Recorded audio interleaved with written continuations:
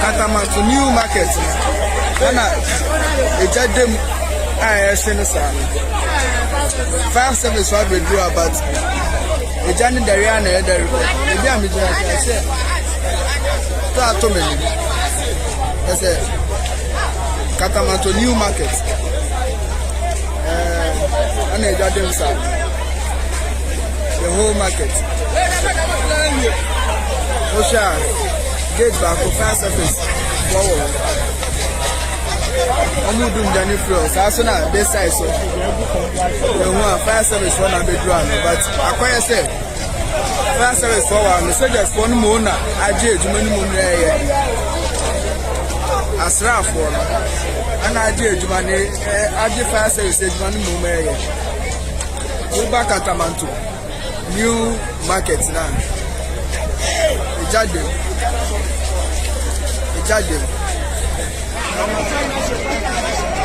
So that's why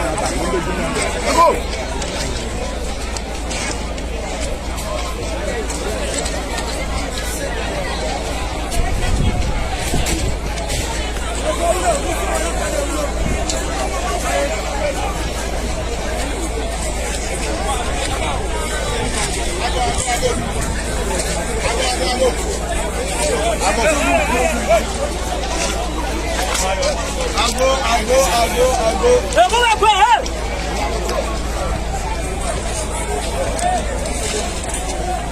Hey, go back,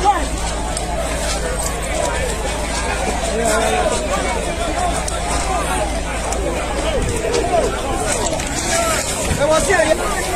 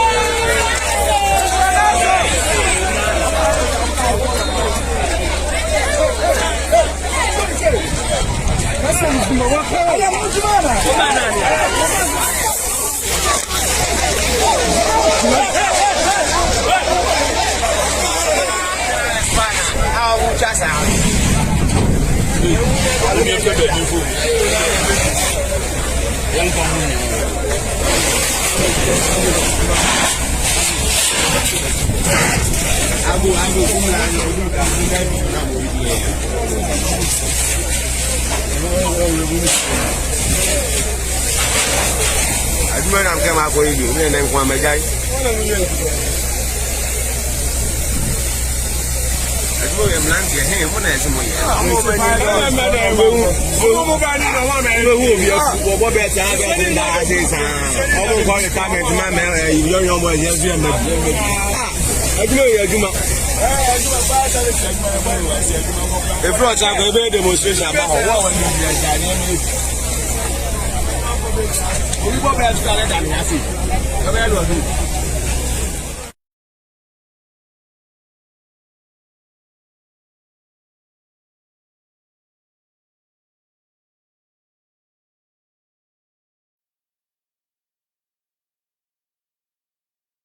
TV matters arising. I know today kind of different matters arising.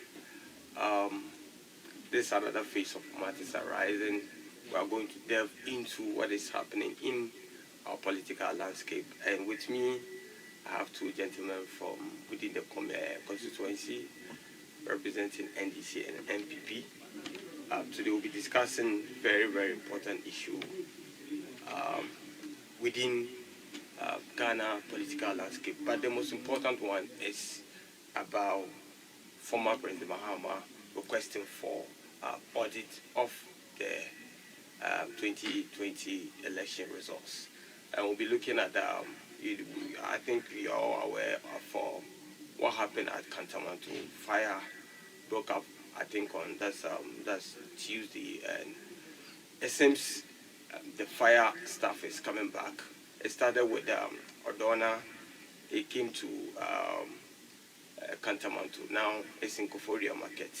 What is happening in the area of markets? Fire breakouts. And then late former President G.G. Lawrence is no more. And you know the matters that is keep on arising. I think a date came out, that's 23rd of December, being a day set aside to finally pay homage for the longest serving president of this republic. But unfortunately, it seems the family and the presidency have not agreed on the day. So the president has advised the family to, do their indoor or house stuff before they get back to him, and then the nation will actually honor him as deserved. With me to do this discussion, as on the MPP front, we have a brother, Abdulkarim Mutawakil, is member of the communication team. I know you know him by the name Digale. And we have our brother here, Muhammad Bashir Said. He's the Deputy Communication Director of the NDC Ayawaso East constituency. So guys, let's go straight into what is happening. But let me take the initial comment. You know, our conversation is mainly outside English. You know, we'll make it like that because Musa Kamam Yan Duba Mukuma wouldn't speak English enough. It's makes the language. So guys, don't worry. But for me, you know, my outside is not that good. So I'd rather say hi on top of the outside. Let me start from Alaji, right? Alaji, you, I believe, per your position as the Deputy Communication Director, you play very, very active role during the election area. Your prelims message, what would you see? What do you see? Activities, your preparation towards the event, and then up to date. What? Just a minute comment on that. I think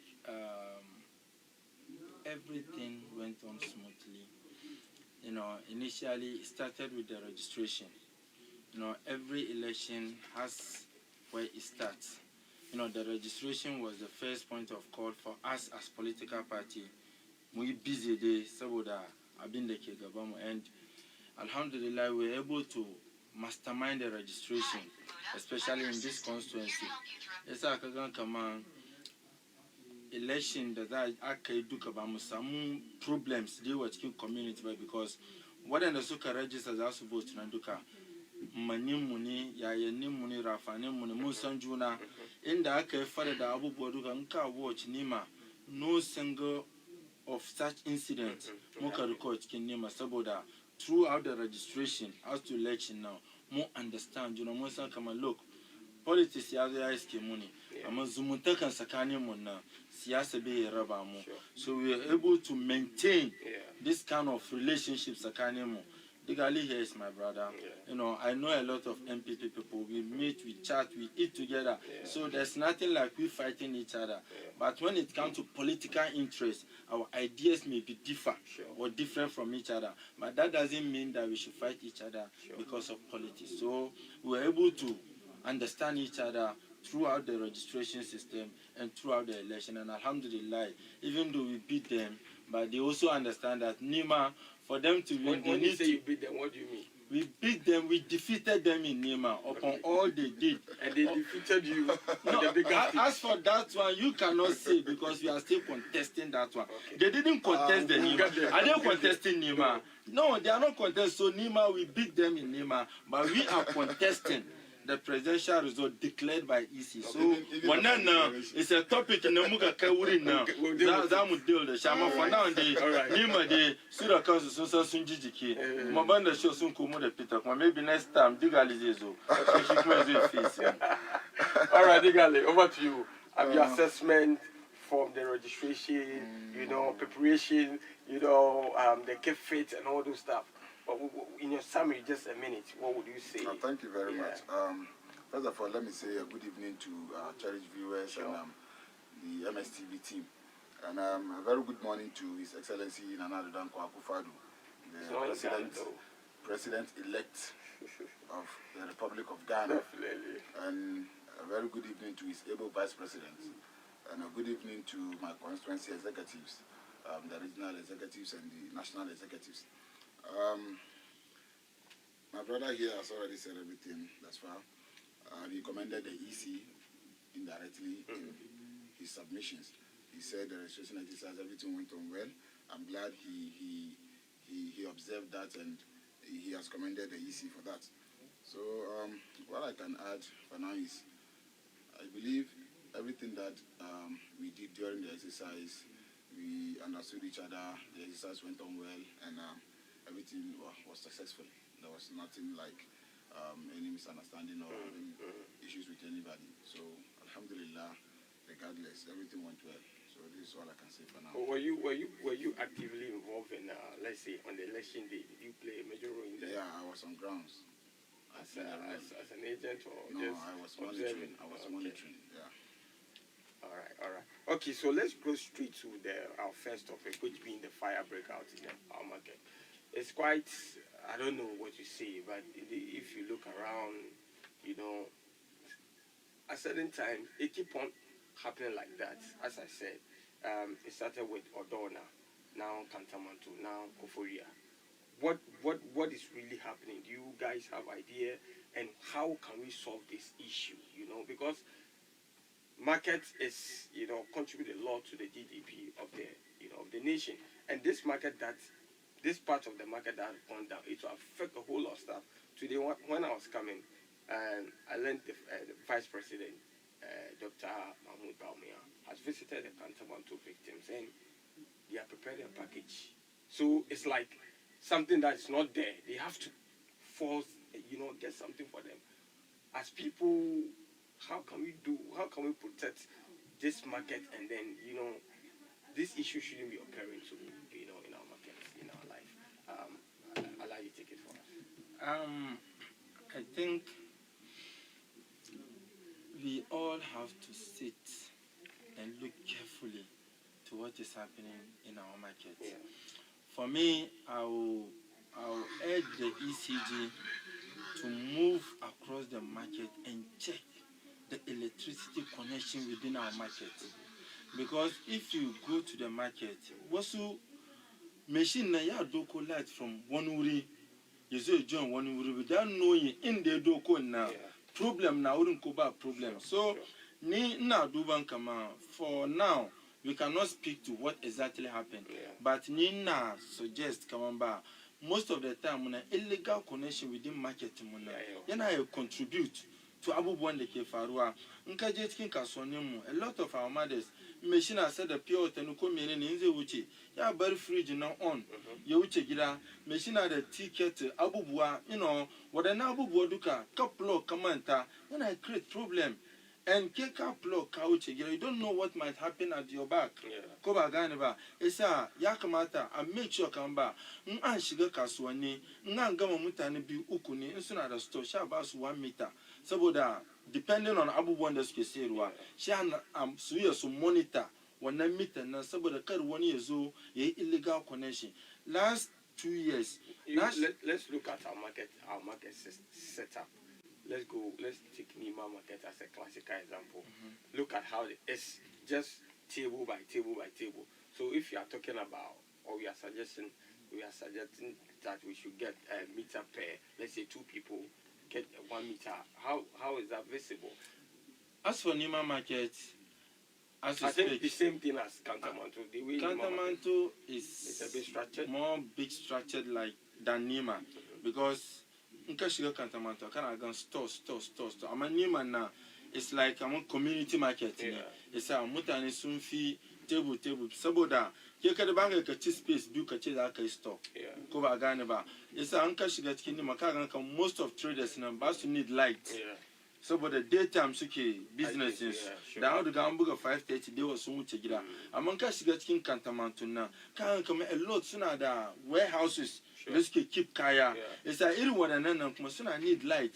Isa wurin nan the problems ne yake. So if the government nan can intervene ko ECG su shiga su duba, because last 2 years na shiga cikin kantamanto na gan wani connection light. I was so scared. Shi na ga ma wani kamar yanda abin ga ya faru hakan ga at any given time wani problem ya faru kan kani na light ya explode. Shi ta main mesa because now electricity kadan now koyo electrical technician.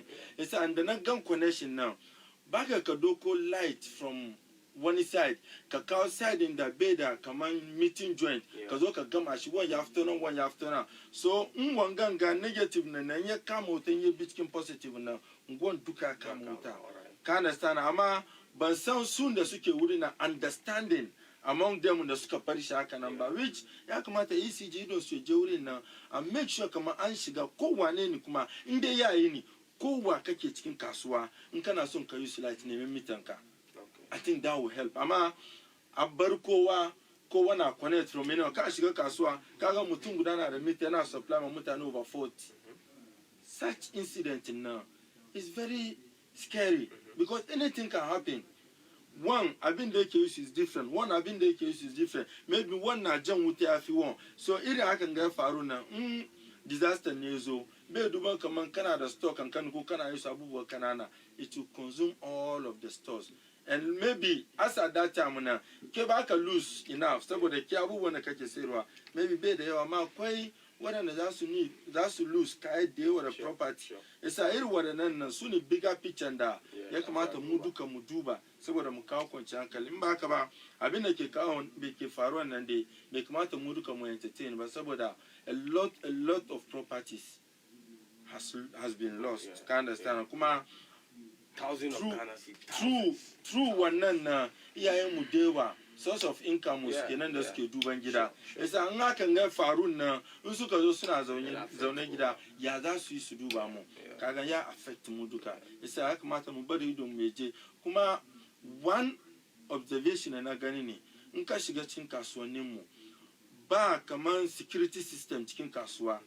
Ya kamata kowane kasuwar at least su employ kamar mutane 2 ko 3 su ne securities na kowa wuce gida za su ta duban kasuwa. So in wani abu ya faru nan su ne first hand information da za su samu. In sun kira appropriate quarters ne shi su kira sha zuwa duba. Amma in ba kowa haka nan in ya faru kamin nan yan waje su ganin nan ya riga ya barna. Isa wannan nake so a duba. That's a wonderful solution. Okay, thank you very much. The incident last night there, it was unfortunate, and I empathize with all those who have any form of loss as a result of the fire. Kantamanto de Mudu Kamunsang, it is one of the biggest and most popular markets in Ghana. And even though Kantamanto is a national center for second-hand clothing, it hosts a lot of other businesses in the Gariki Chan Financial. And it's unfortunate, but first time, one of our Akanga happy number.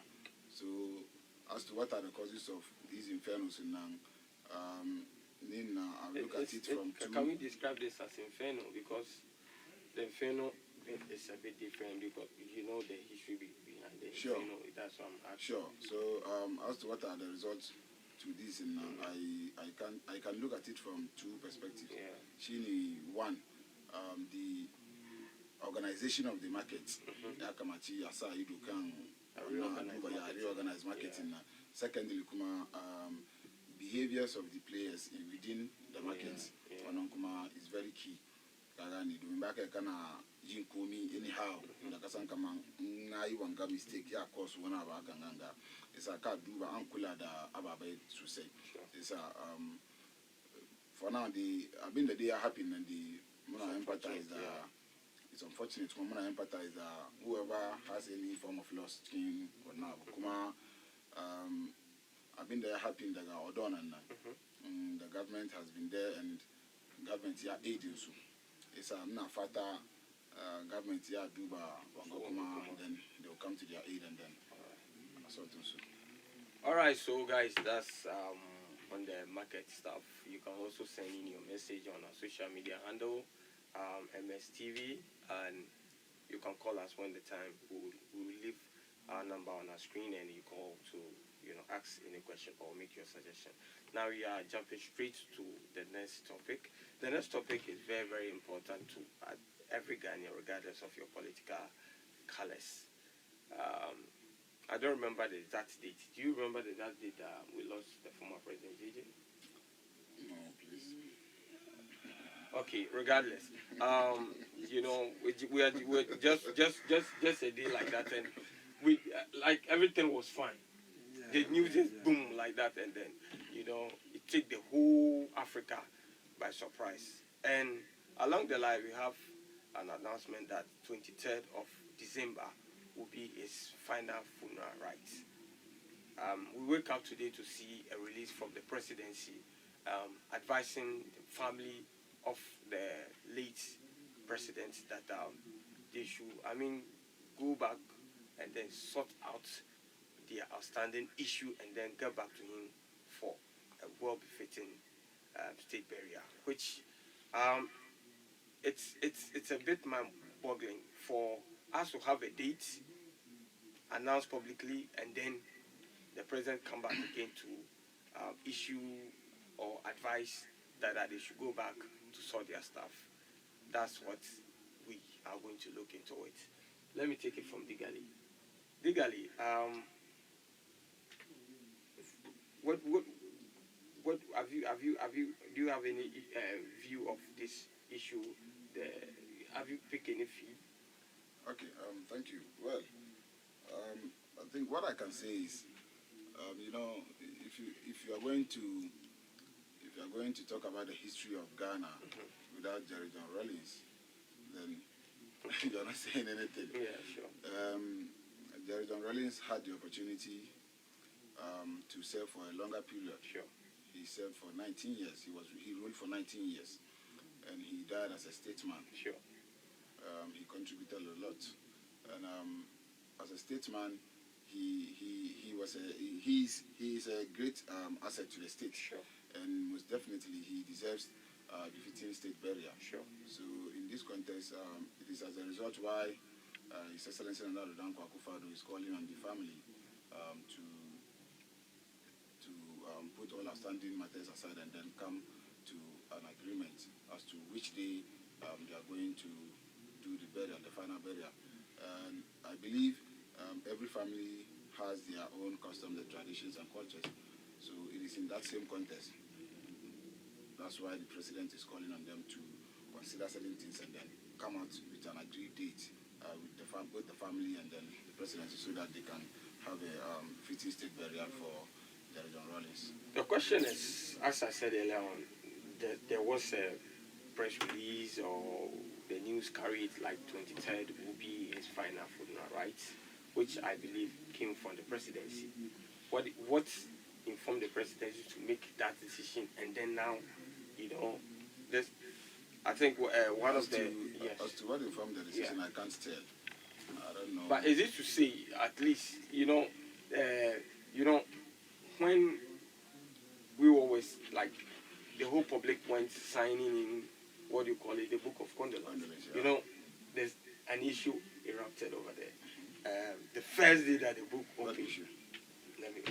The first day that the book opened, I think the president signed, the vice president signed, and a few others. Immediately, that's what the NDC said. Immediately, former president Mahama was going to sign. The book was nowhere to be found. That's where the issue started. And then the NDC said they are going to honor him without the state. They are as their founder. Is it to say the presidency want to take in as much as the former president is a state asset, undisputably, is it to say that the presidency want to, take the entire responsibility and then honor him, forgetting that one, he's a founder, a black founder. He did everything for NDC to be what it is today, and then he comes from a family too. So, for me, I think there's not been enough consultation. That's why we are here today. Okay.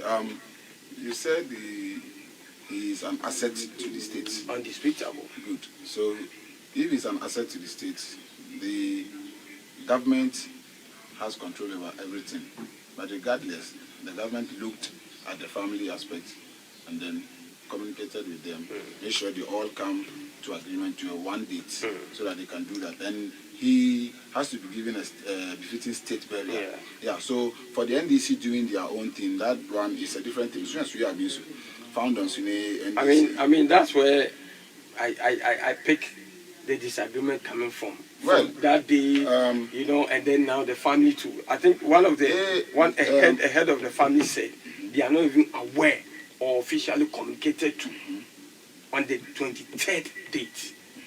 So how can this happen? Because whatever it is, it's their blood. Yeah. So anche musu suje su zama su magana kuma su komo aso adaci ranan da za isa wannan shi ba wani couldn't we have done this better consultation with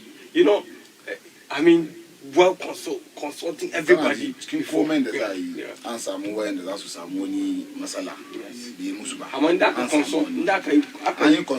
consultations nan duka an yi ka ana san za ka kama da wannan dai amma regardless inde wani abu ya kama kuma aka ce za koma revise wannan hala ba wanda damuwa ka gane amma NDC inde suna gan kamar Jerry is their founder and they want to do wani abu hakan ga makokin shi da wasu but they can go ahead and do I think we are not discussing even NDC. Good. We are discussing I'm just bringing a picture in there that at least I believe the presidency has to also look at NDC regardless. No, listen. You have to look at NDC because being a founder, even in their constitution, then the his president, name is there. The president, I've been the AKE, is in line with Command Jerry. He's a former president of Ghana. Yeah, sure. Ghana, so whatever it is in the Ekamatia, my former president, Ghana, Yamutu, Mako Kinshi, I've been the Zai as a president, current president in Shima, I've been the what I want us to establish, but being a founder of one party, party.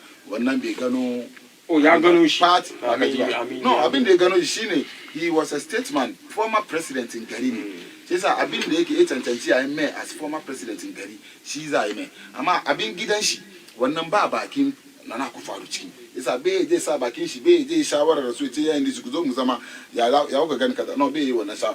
Nda dede ya mutu early days na kasan kaji gada magana da suka yi maganan da suka yi dosa yasa wanganga ba shi ban ba kawo shi kusa abinda his excellency zai ji yau kan abin ga makokin Jerry shine he was a former president of Ghana yasa wannan contest nan kan za saya ayi mai ba batun NDC ba. Okay, all right. So Alhaji yana mini kama ko me za mu yi duka kamar da ka fari consultation yana da kyau. I quite remember on the 16th November 2012 the former vice president Aliyu Muhammad ya rasu lokacin na NDC was in government.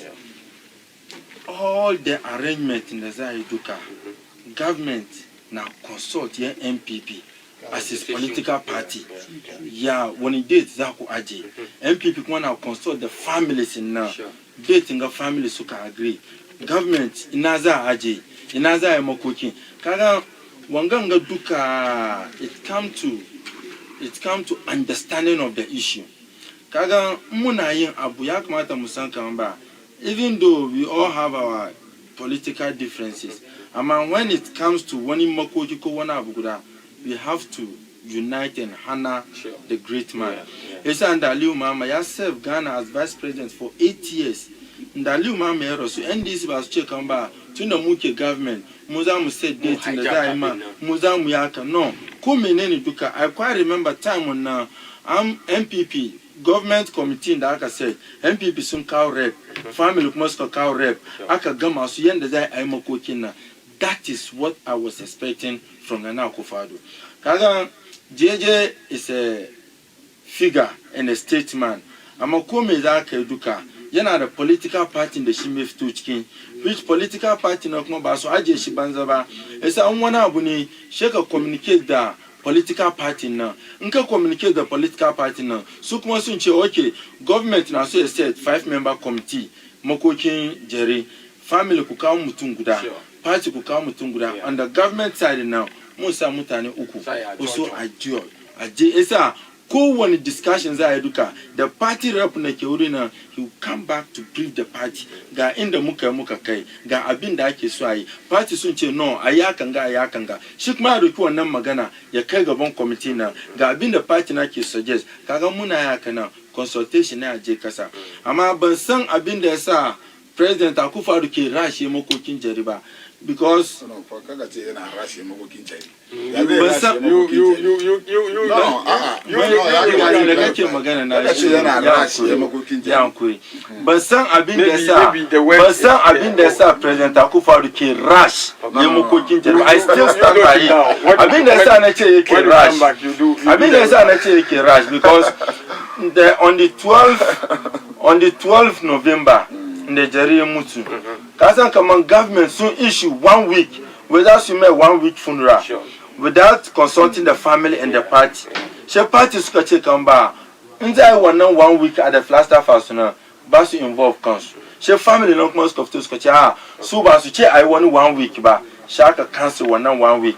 Na samani kagan wannan secular da ya fito signed by Eugene from the presidency. That 1 week aka cancel wannan. Isa within that week no kuma she presidency school announced 23rd za yi makokin jere and I'm very close to the family because of my relation with some people within the family kuma abubuwan da ke faruwa ga duka kasan za yi makokin wani admitted he's a statesman amma he belongs to a family wannan family no kuma they have their head ko rep they can represent family as family head it's a one but especially votarians now kana suna da wani abu da suke gura kama in aka ce Kenny head of family ba decision that they take within the family da ba ka approve ba zai yi yasa da I was expecting kan ba family sun cire delegation sha ga zama da families nan sha ce musu government na so ya makoki date kaza ko as family na me kuka ce amma government ya fito waje cikin rush cikin sauri ba sa abin da suke gudu ba sa abin da suke bin ba suka announce 23rd yanzu 23rd nan da ya je wuri family she family na suka ce mun ji ba su ce komai ba last week family na sun fito wai su ba su recognize wani 23rd za su yi makokin jariba yasa yanzu haka the government must go back su ce kan ba okay yanzu family na ku je ku zama ku jojo family ba su ce muku kamar sun aje maka kansu ultimatum date kaza suna son su yi makokin diyansu ko yayansu ko babansu ba abin da nake expect government ya shine any day anytime the family za ku agree za ku yi makoki duka inform the government lokaci na idan family suka zo government date kaza muka aje muke so mu yi makokin jare lokaci na abin da government ke da shi zai yi shi kuma ya aje on the table kan lokaci na it's not about government hijacking it's about the family bringing up the issue to the government to take over. Can understand? Inda aka yi shaka now. Understanding now. Zama yau, government ya announced 2 programs concerning the makoki 1 week, 23rd duka. Family na ga kawan they don't agree. They don't accept kuma it. NDC kuma kun position kanku am ko kun have you kun position kanku closer to the presidency. You know, to Georgia. At least maybe the presidency should be inviting Kuba. Kuma de kuka san kamar ya zama fundan kunna me kuka yi towards give him the fitting burial. NDC mu da government ba mu da wani Georgia kan makokin jari. Mu da family jari ke da Georgia. Okay. Because NDC as a family now muna recognize Jerry as our founder and our family member. It's our muna the one discussion. We discuss with the family, but government, but I've been the family that's to get muna. Kai zamu yaki, but I've been the government because government, even though it's a statement, but government doesn't own the body. Koba gane ba. It's I've been the su family that's to dace. That's we look at things that communicate to the government. Look at things kuma can communicate to the government now. The political party in the fund they may be part of the delegation that's to communicate the government. Muka isha kana ya help wanga back and front na muke jenga be kai mu koyina. Diga kana so kai wuri yanda yake aje magana shi kaman mana ku fado na rush ya makokin jari ba haka ba ji dadi shi sannan ba haka ma bane kuma ya kamace ya bidiyo wannan magana ya zai rush ya makokin jari ka gane ba mu haje abin da sa na ce yana rush yayi ba kai ka communicate date family ba su sani ba why consult to lift to the date within the family mention one person within the family in the communicate the shi ya agree kan date na the audience one person we have mention one person bari ma magana kace kagan one ba ka yi ka ce ka ba consultations ba ana yi consultations daga baya wani abu ya pop up sana kan no be favor mu zuwa ga besa ba bara sa kira an consultation the wrong people abin ga zaneto lokacin da jariye mutu an ka ja kai gaisuwa ina tunawa pa inda ake gaisuwa sin ku the presidency sun je sun gaida family zaneto ita ke tsakanin family da abin ga presidency ka understand shi yasa abin da presidency ya faɗi musu shine ne kowane shawara za ku yi as a family abin da kenan da za a yi next ku ba mu labari. Okay, that's what the presidency said. Abin da aka yi kenan. All right. Ka gane shi yasa in an yi wani abu an yi menene aka ba da labari ba ka sani ba. Ka gane ya aka yi dating ga ya fito you don't know. Yasa baka ka zo kana son ka yi wani maganan da ba ka da facts kuma ba haka nan bane. But he said that he's closer to the closer to one family. One by evidence, buddy. I'm closer to the family. I can tell you I'm closer to the family too. One by evidence, buddy. Can't understand. Jerry is a statesman. He was a statesman. Yeah, come at here. I won't be fitting burial as a statesman. I'll be fitting burial. She said, "Yo, can I batun come on?" NDC go back with the one consultation. Katambeshi. You know, Baba, they needs to consult government. Can yazai the makokin Jerry.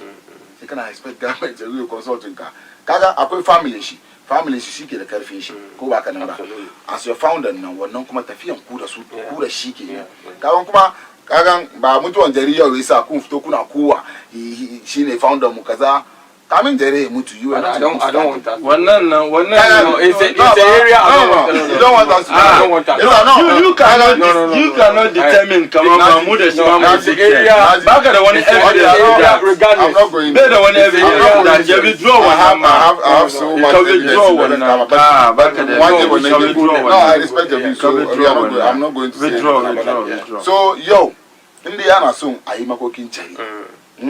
Government na da karfi cikin makokin gari yau abin ga cikin makokin jari yau ka understand government ya consult family na yanda za su dace duka an yi isa kowane irin abin ga back and forth aka yi kan batun date na wannan iska ne ya wuce ka gani an agree kan particular date da za a yi a zo a yi abin da za a yi ka understand so in the case of Aliyu Muhammad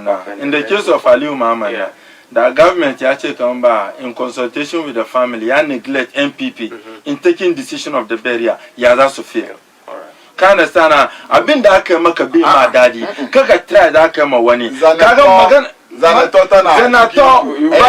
bari ga maka ma guda head of family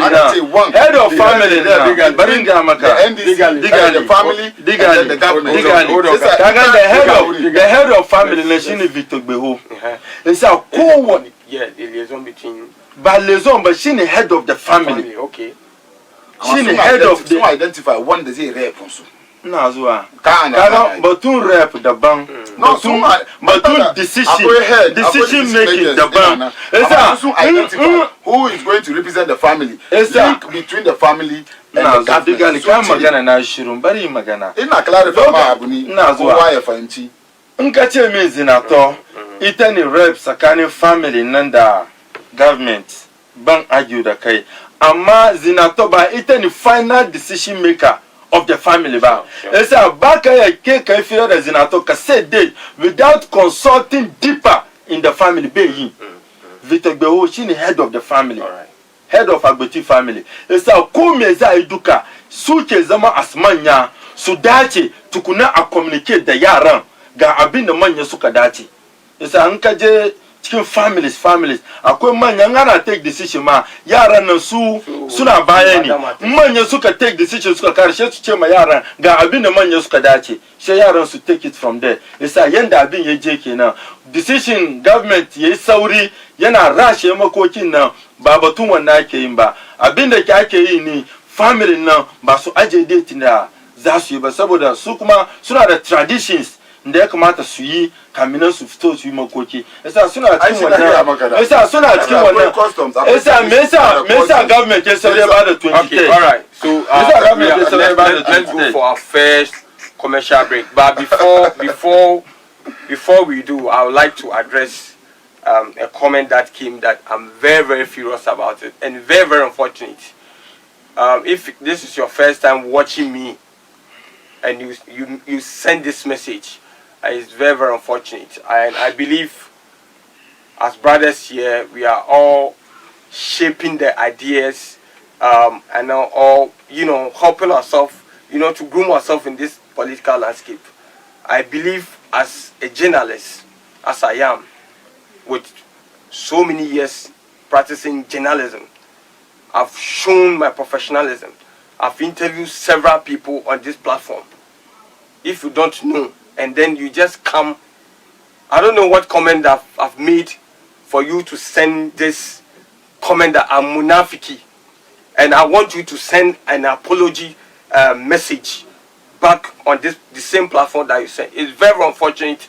If we are all doing politics, everybody have his own political colors. Everybody have his political colors. But I believe I've established myself well as a presenter. I've equally asked them their questions. I've not asked any question to support the other. So I don't know where munafiki is a strong word. Yeah. Munafiki, no, let's address it. This is how our people are. Yeah. Because we say we are from Zongo, then you just pick your phone with one unit credit and then you just want to disgrace somebody like that. Unfortunately, I'm acting this way, but sometimes we have to lay it bare. We are going for a short commercial break. We'll be right back. Hello, lovely people out there. Life itself, it's all about how relatively we are related with each other. That's the reason why I bring you the Spouse Circle. Yes, the Spouse Circle. Guess what? We're going to talk about me, about you, about us, about relationship. The Spouse Circle is an entertainment talk show program where we educate and entertain our viewers out there. Guess what? If you want to know more, join me, Huroya Jibro, right here on MSTV. Let's have fun. Talk about relationship, situationship, and entanglement right here on MSTV. MSTV, it's never a dull moment. The Spouse Circle. Let's spice up our relationship. The Spouse Circle, the seat gonna be hot. Don't miss out.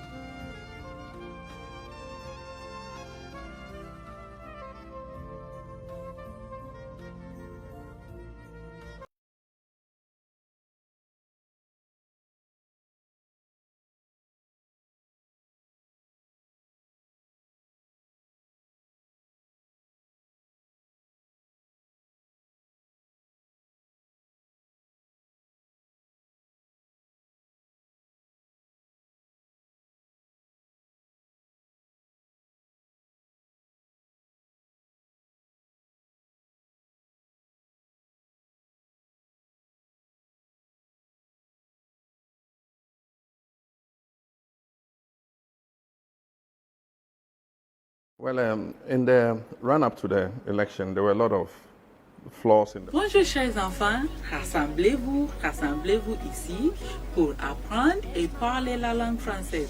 Yes, I'm excited to tell you there's a platform where you can learn and practice all your French.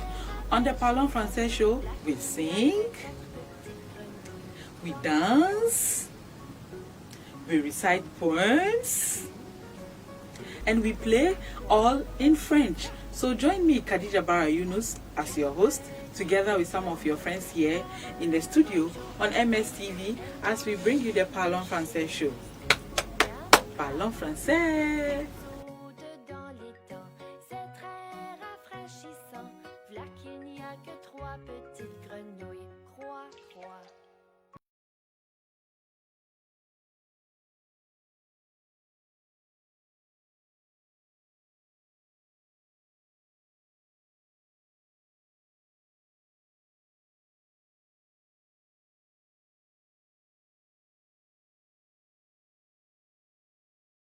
Process, and we kept drawing attention to them, and it's like the Electoral Commission was adamant to our call, but on election day we saw exactly what happened.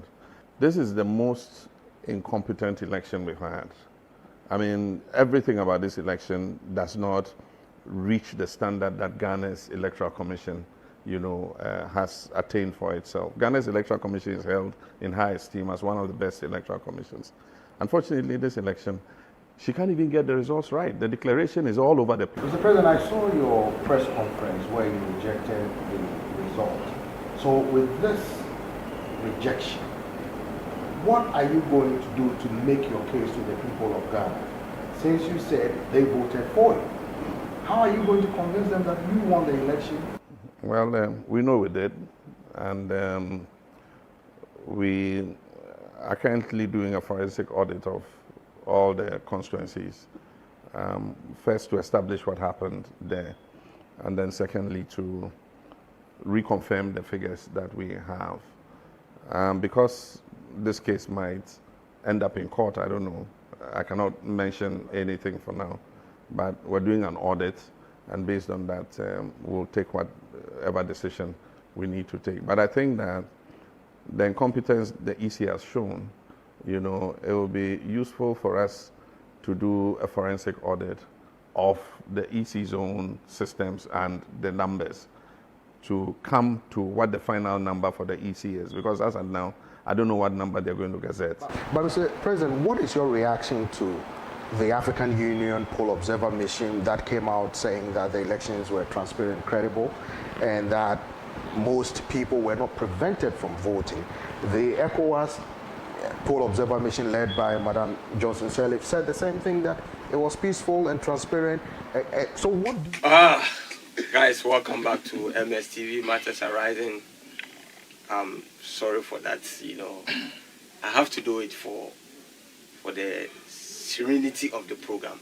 I believe for our viewers, you follow me, you know how I, handle my guests regardless of their political color. So sometimes you have to lay it bare. So that's it. Guys, we are back to the topic. This is actually our last topic we are going to talk about. I think you just watched a video of former President Mahama and the running mate for, no, not the running mate, that's a fact bearer of the NDC demanding for, President-elect. We'll get there.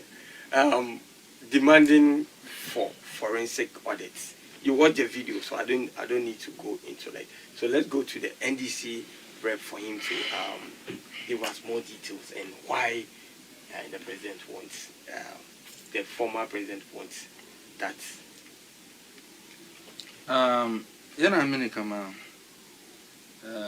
Democracy in Ghana has come a long way, and kullum lokaci kai za je zabe duka muna addu'a Allah ya kawo muna zaman lafiya during and after election. Yana mini kar wasu su gan kama once an aje ka gaban abu kana da iko kai abin da kake so, ba wanda zai question abin da kake yi.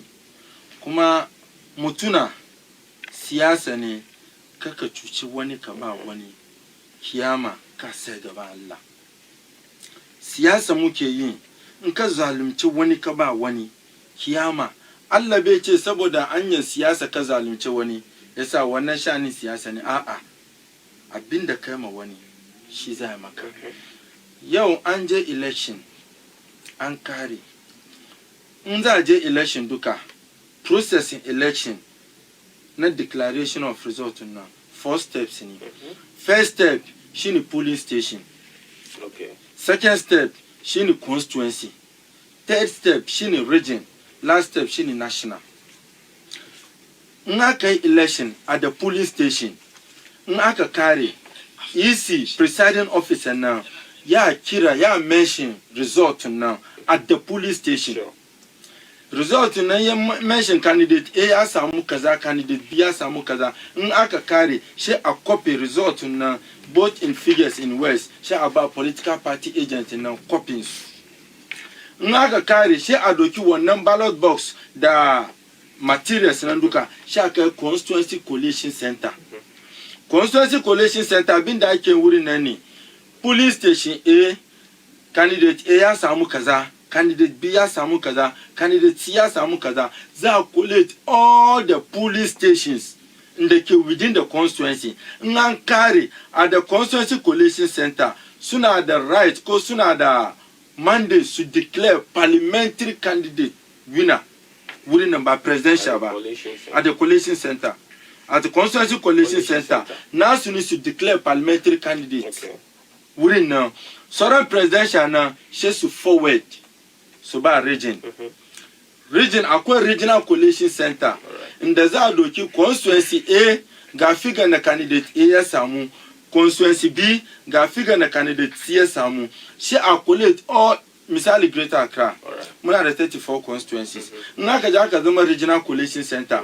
Andoki Iowa so East, andoki Iowa so North, andoki Iowa so Central, andoki Lejet Kuku, andoki Osuklote, andoki Medina, andoki Adenta, andoki Tema East, Tema West, Tema Central, Ashama, andoki Duka, agagama figures nan Duka at the region now. Ansa kama candidate A ya samu 1 million, candidate B ya samu 2 million. She a forward wadannan nan, she a kai national. So the electoral commission chair, it's a returning officer, national election. It has to declare presidential. Sure. Now, Ankara election polling station, I mention figures. Aka J constituency, Aka declare, I mention figures. Aka J region, Anka figures. Mesa figures in the after constituency, Ye J region, Kamiya national figures in Ayasaki. I mean, how possible? How possible? I've been the East Sukai this time, ni. Previous elections from the constituency coalition sheet now, they forward to the national direct. And this time, she suka che ko one region.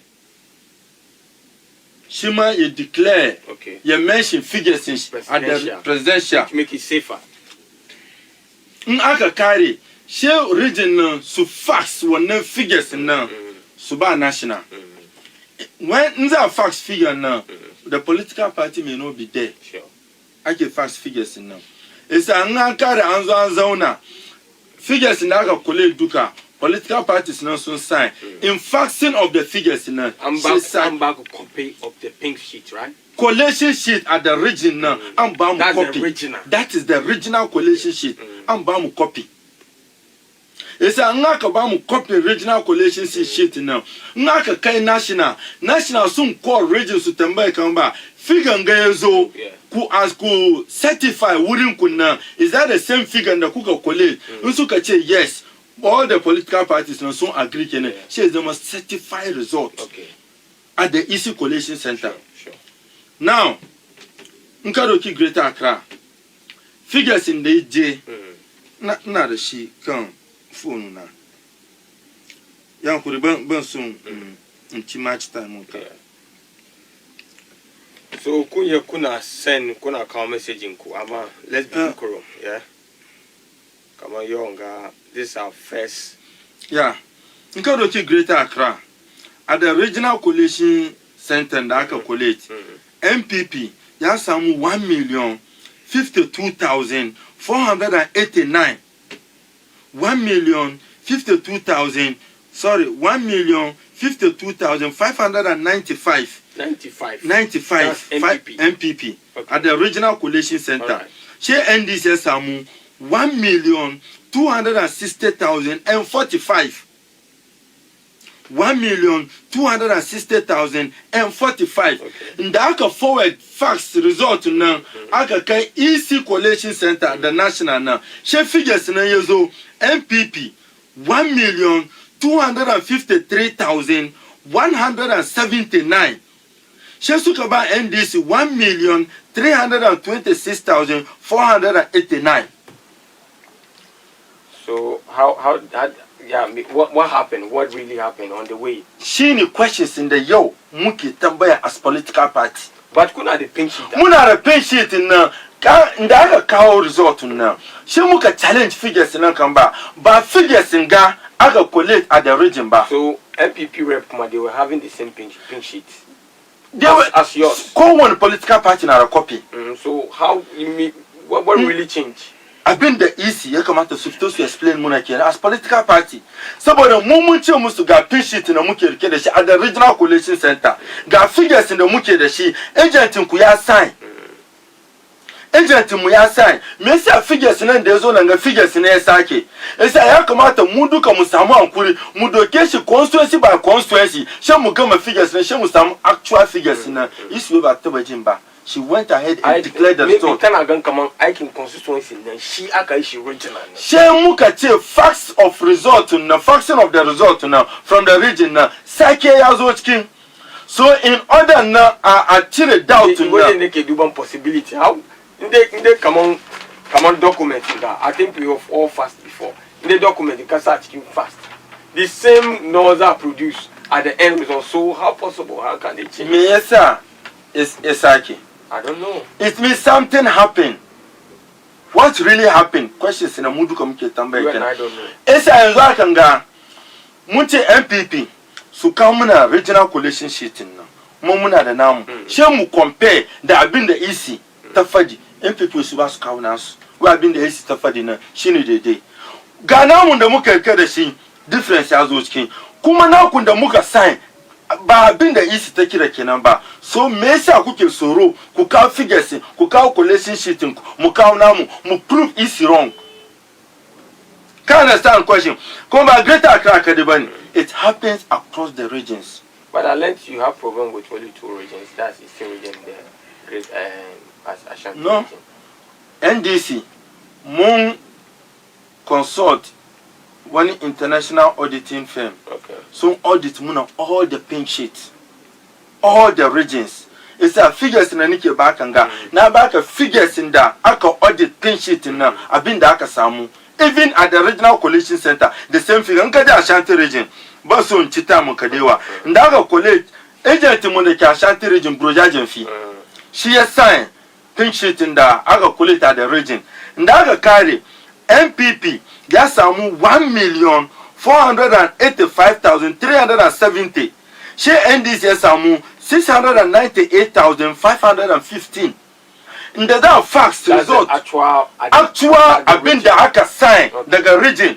In the facts figures in the account national about electoral commission Mrs. Jemensa. She figure MPP na yezo 1,795,824. So muga take come abinga batu bayimba. Esa kaka come former president John Mama where muna need asamuna independent auditors. So audit muna pink sheet in she lose wallahi they are lose. Simple. Pamu gadama. India John Mama ya lose. Audit muna pink sheet constituency by constituency. Asake case. Magana ya kai. Aseto case. Mesa skill so wrong na. Yezunga ni beside indaka establish. Yezunga pronounce Nana. President Nana. Akawo, you know, are we not NDC but kuna disturb Ghanaians but don't you Ganga? It seems very exactly because of what you guys are doing. Very tambeka ona abuda. Very tambeka ona abuda. Phone ngana kani. Sure, of course. Wani yesi baka. Shi nazo nace wanda ya baka na me shi be adalci ba saboda ke baka deserve ba. Shi nazo na karbi hannu kaza ne da shi. Ka zama ka ce ina son zaman lafiya wuce da shi. I think at a certain point, they can do but for Danga. Yeah, come on, it's too over for you. Just hand it over. Call me. Kaga, sometimes in number, John Mama is the last person that they preach war Ghana. So, but throughout his political career, throughout his political career, tun da ya zama assemblyman, ya zama MP, ya zama deputy minister, ya zama vice president, John Mahama ba inda ya saya ya taba pronounce wani magana da zai kawo tashi hankali cikin Ghana. In akwai evidence a kira mini. Akwai wani abu kaman boot for boot, you know. Boot for boot, bai ce wani ya je buga wani ba. Muna da leaders na suka declare all that guy. Kai ma mari. Isa yau kana tafiya wani ya zo ma mari sai ka ce na bari da Allah. Ba kowa zai bari da Allah ba. Ke ka bari da Allah, wani bai bari da Allah. That's what our religion preaches. Our religion. You know, when ma mari, we just Inda haka Digali na tuna lokacin da yake contest assembly. Digali zo police station, police na mai magana bai jin bai yadda saboda yana ga bin da zama nashi za a karbi hannun shi. That is political heat. Okay. Shira kan shi can attest to that. Yes.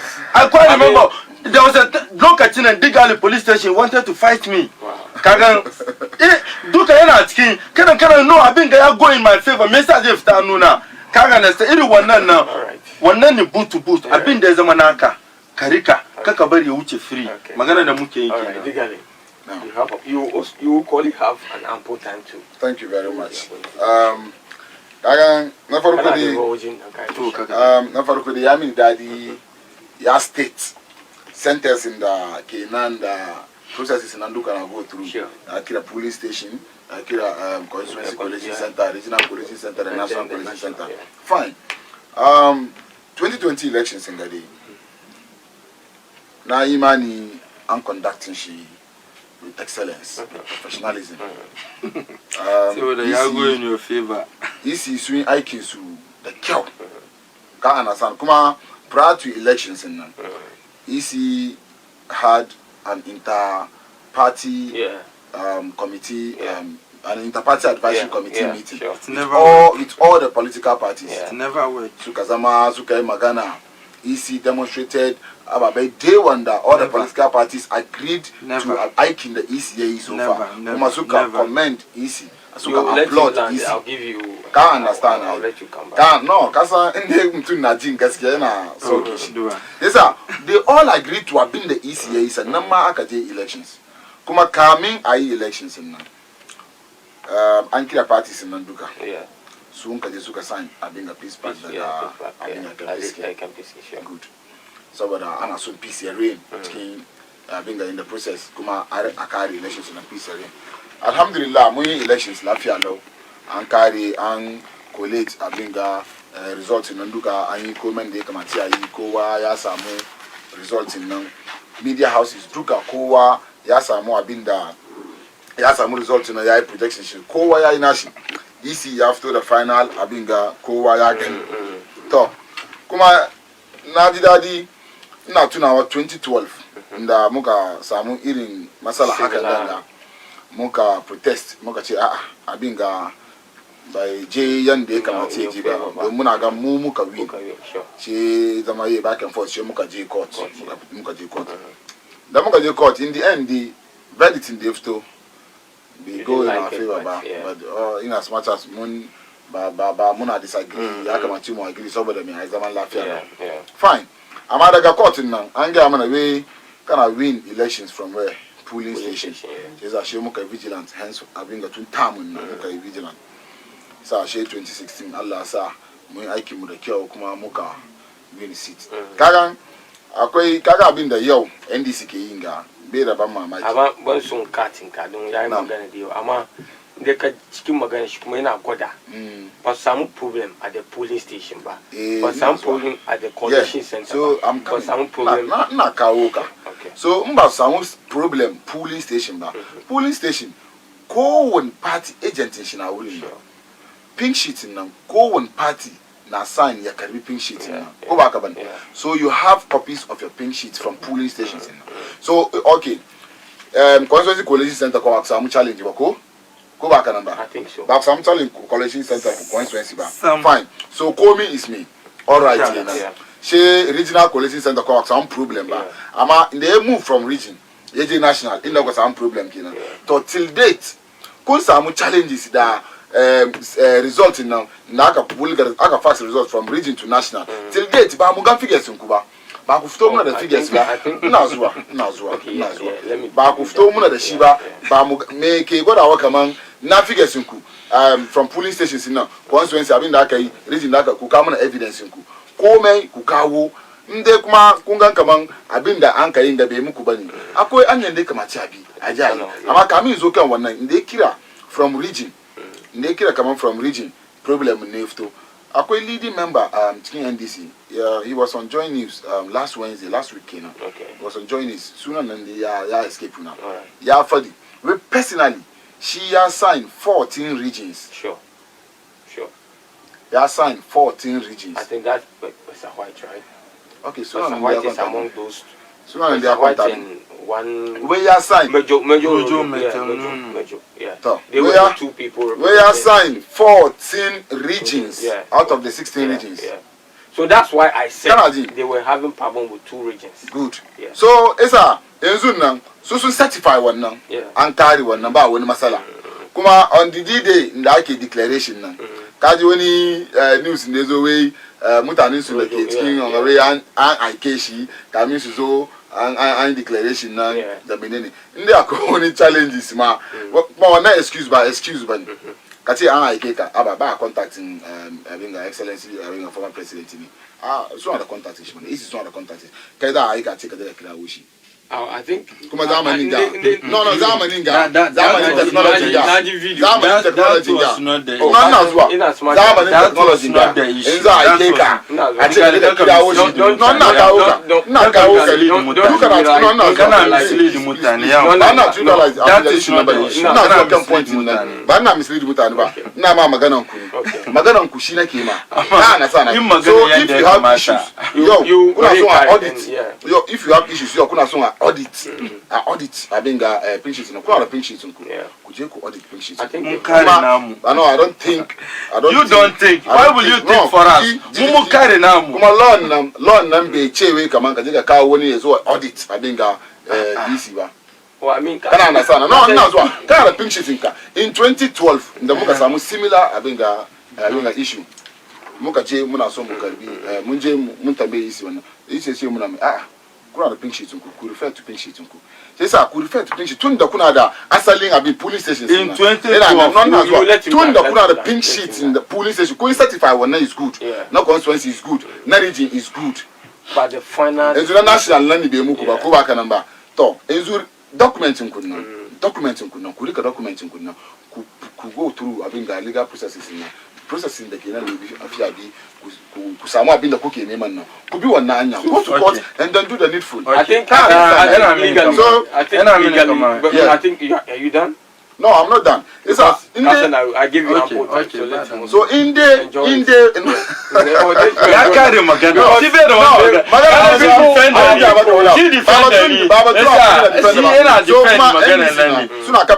sooner play around having a change of figures in easy now. Kumagaga easy at this crucial time so the council soon san come this is not the time. If you sooner you have been the suke yinga. Mistakes are bound to happen. Mistakes are bound to happen. Easy. Ni nagan kama easy. They are in a haste to impress. Kuma in the name of transparency na sooner give out too much information. Okay. Kuma according to corrections in the ya kamati ache administratively na an solve wannan ma public ba su sani ba. Okay. Ka understand. So in the easy na if to the rules are be asamu challenges wannan nan mistakes they are bound to happen. Okay. Kana sana ma wannan be affect abinda kenan. Okay, digale. You before me. Can't come on. Abinga kenan. It's about numbers game. Kuma one mistake there is sack a COVID. Sure. You get it? Yeah. So one where I think Kai won't comment. They are soon as to impress the people. Come on, soon diligent work. So far, come on, she can wait from the registration to call me. I find. Amakaduba wouldn't declare that as an issue. Why not? In that one, it doesn't take their time. Yeah. You know, Kaduba. I think this is the fastest election that I can declare. Yeah. Within is it 24 hours, 48 hours, with 72 hours. Yeah, I'm not sure. It's I election Monday. So Wednesday. So is it 24, 28 hours? 48 hours. Okay. I think it's so fast because Kaduba, ta declare, Washagari, then that doesn't make pronunciation come a time mistake. Yeah. Even the calculation. Yeah. It doesn't look good for you. It doesn't look no, good rather for declaration. You. Yes. Figures in the Takira. Instead of touching away on total valid votes, go. Instead of Takira figures in total valid votes, so Takira na total vote cast. Okay. Kumana total vote cast na yak macha chile rejected ballot.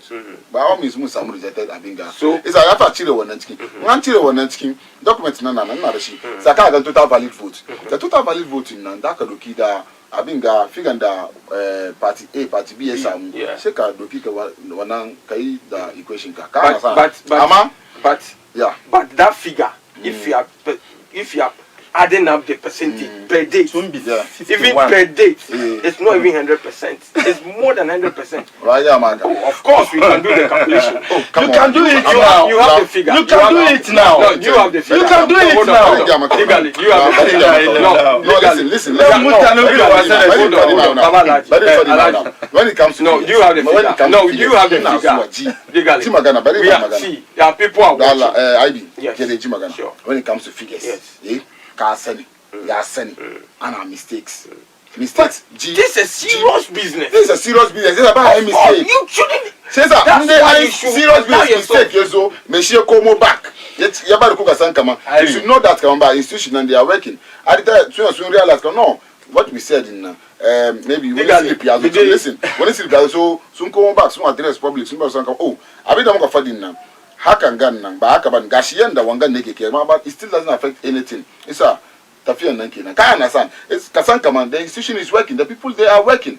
Anya abinda aka yi na an kare abar shaka na in 1992 mun samu instance aka na zuwa in 1992 first elections mun da muka gani mun samu instance ina da link now forward it to cover producer kan play ko way gan mun samu instance aka na after Afghanistan ya declarations the next day abinda ifto out da bani Jariya samu 58% at that time.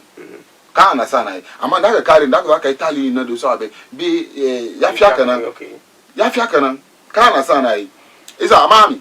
Wannan duka wannan ya wuce.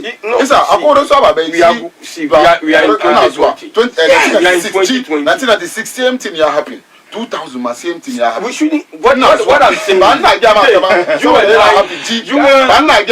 you are happy now. We are in the 21st century. We are in the 19th century. Come on, Digali. It's about mistake. In the 21st century, of course, in the last 72 hours, Institution talk more than 3 times on their website. Take a check. Stop that. I be check. You can do the checking. In the last 72 hours, you check a result for 3 times. Let him land. If you are saying anything, you so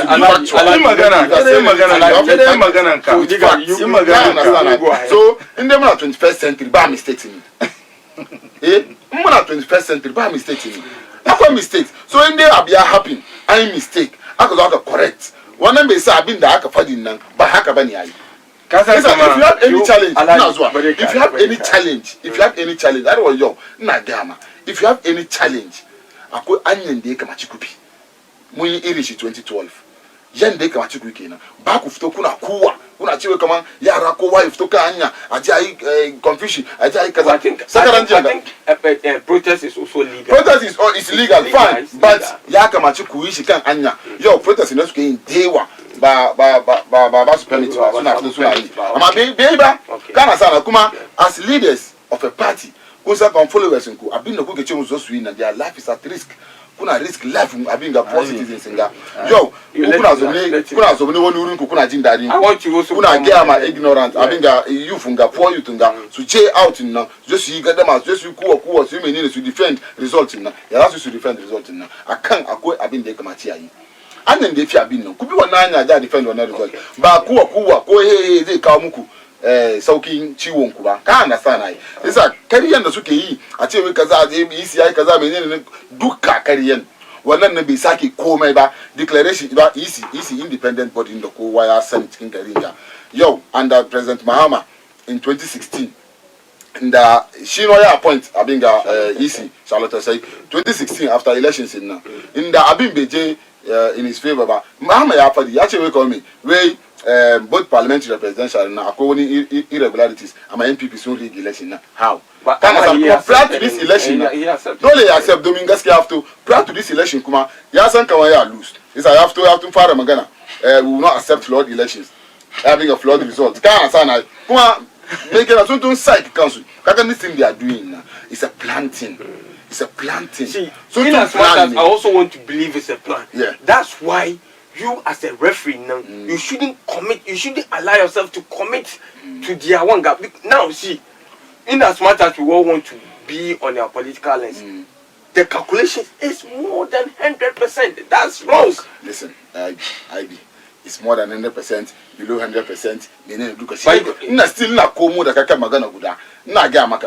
Mistakes are bound to happen. Any mistake, Besa abinda anka yin nan ba haka bane. Kana understand ai? In the any mistake, Besa abinda anka yin nan ba haka bane. All right. Kana understand? All right, thank you. Let me. In the any mistake, Besa abinda anka yin nan ba haka bane. Sure. Let him come. Indigali ya zauna nanga. Yace we manyan NDC na insight mutane followers su bahat. I think Digali kaman ba shi Ghana in 2012. And I mean 2012 after undeclared election, MPP sun hold rally daga Domiko Abinya.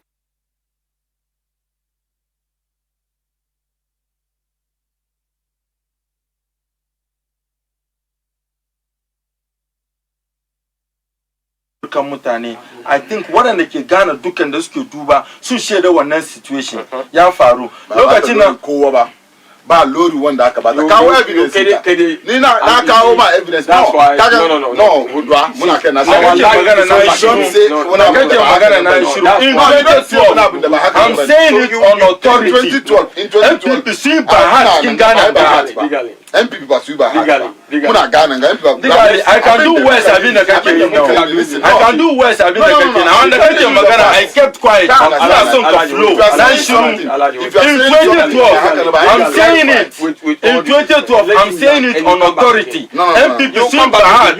Osla Osu tesa riga all that be that when ba declare na do president Ghana ba all that be that in this country. Lokacin da ina yaranta suke. Yaranta was in UK. Kudigali ake sa kuke kuwa on the street of Lima. Lokacin na ko da na suka sai kofar gida ku fado wallahi tallahi na mutu ni kare ke cikin kabari na an ba ta lori kan mutane an ba ha cikin garin ga lokacin da ba ke ba politician ban den lokacin da ke ba politician ban because 2012 ni police station na shine Dion State bayan gida ku fado. In 2012, Akufo-Addo ya lose that police station. Nda za mu wuce da ballot box for da ya faru kofan gidan shi. Wai me yasa Akufo-Addo zai lose bayan gidan shi? Nace ku ba Allah bane. Abin da ya faru 2012, yau mun ce kamar okay, an je election, mu ba mu yarda da result nan ba. Abin da zai sa mu yarda da result nan. Aka muna independent auditors. So audit muna pink sheet na constituency by constituency in police station by police station. Wallahi mun lose mu amice. Akufo-Addo is not president. In 2012 inda aka je election petition daga Supreme Court inda ake gadama kan pink sheet Supreme Court ya order KPMG aka audit pink sheet ko ba ya kanan ba amma yau ana magana wai ba taba audit pink sheet ba kai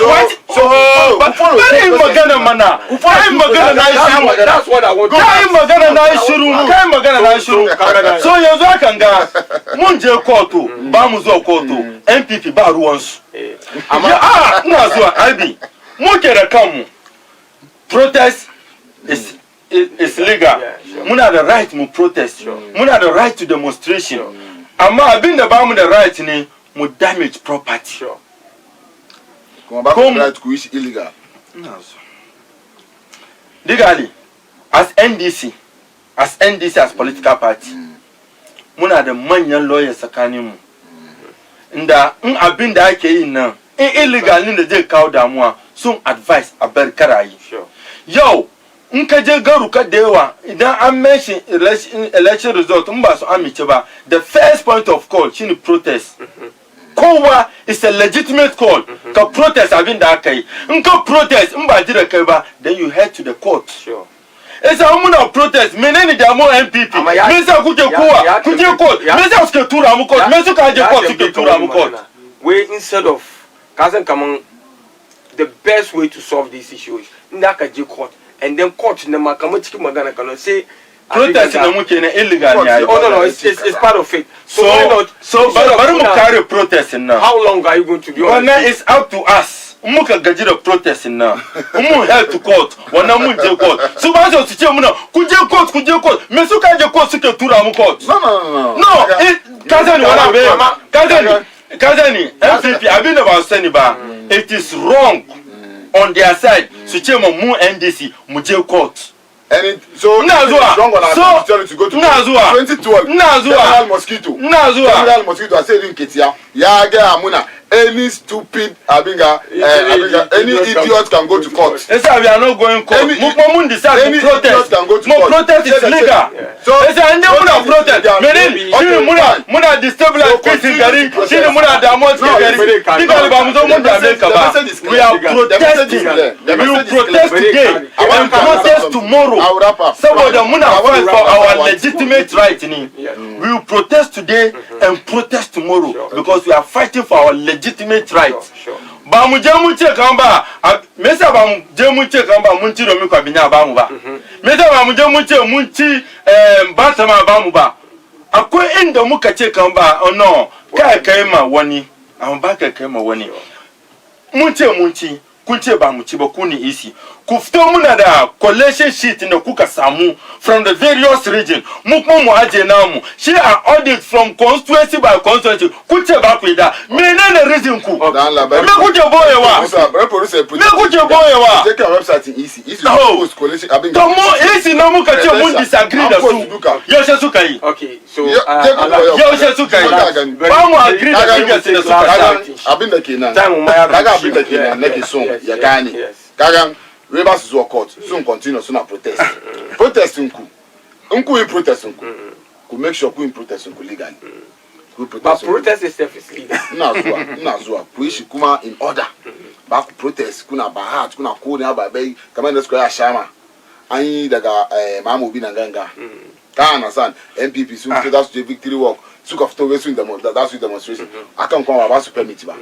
Kana sa nesa komai za ka informality na ka make sure ka go to abin da zamu yi ba mu yi komai ba yanzu aka fara ba yi komai ba yanzu aka fara no na zuwa yana mini dadi magana kuma gobe bari in ga maka gobe we are still protesting naji ku protest esa mu protest it is our legitimate right kaman it's an advice I'm giving you kaman ba in ku in protest ku kun continue kuna protest akan abin da bai ba ku result ina amfani shi wannan is no court ba ke za ka ce wannan bai ba mu result ko ya ba mu result ba because ke da su je court zagin da suka yin nan su zai taba any idiot can go to court nan su zai taba yasa gudu shi ina so 1 minute magana ka dike kan ina so ne dike ina so ba the moment an election an kare inda isi bai gazette result ba ka je court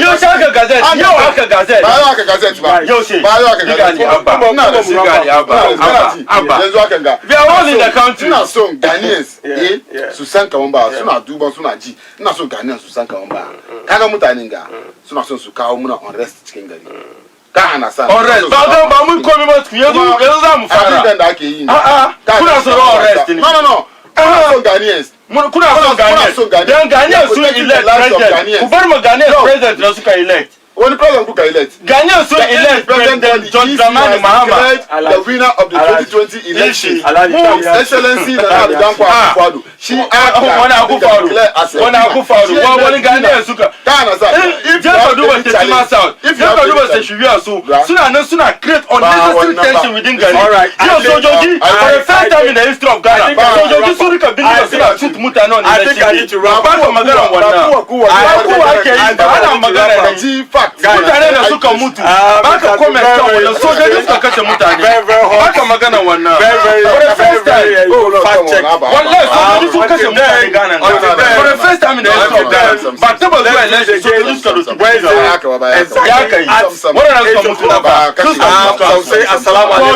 and thank you for watching.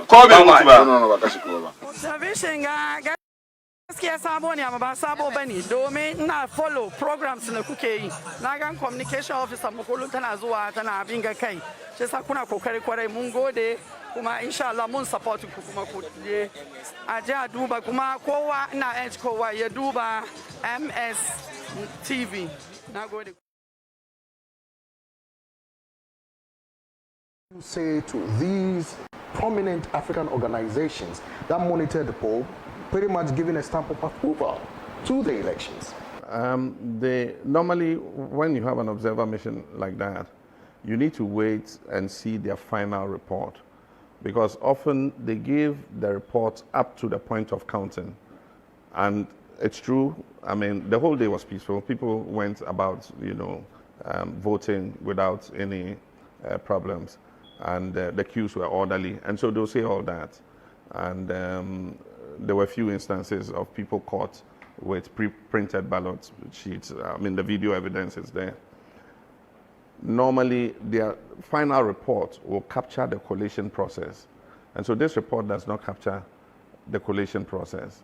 And a lot went wrong with the collation process. Mr. President, 4 years ago, when you lost the election, you handed over peacefully. I was here. Bonjour chers enfants, rassemblez-vous ici pour apprendre et parler la langue française. Yes, I'm excited to tell you there's a platform where you can learn and practice all your French. On the Parlons Français show, we sing, we dance, we recite poems, and we play all in French. So join me, Khadija Bara Yunus, as your host, together with some of your friends here in the studio on MSTV as we bring you the Parlons Français show. Parlons Français!